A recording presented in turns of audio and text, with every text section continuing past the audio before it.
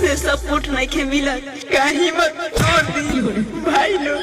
comment में बतावल का वीडियो बनावल छोड़ दी केतनो दिखावा तानी सीना पके दिलवा हे लगाई जौना बनाई हमरी लवा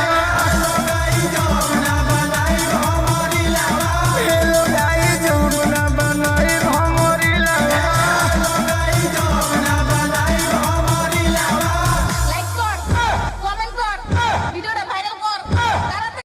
ढेर दिन से सपोर्ट नहीं के मिला कहीं मत छोड़ दी भाई लोग कमेंट में बतावल का वीडियो बनावल छोड़ दी केतनो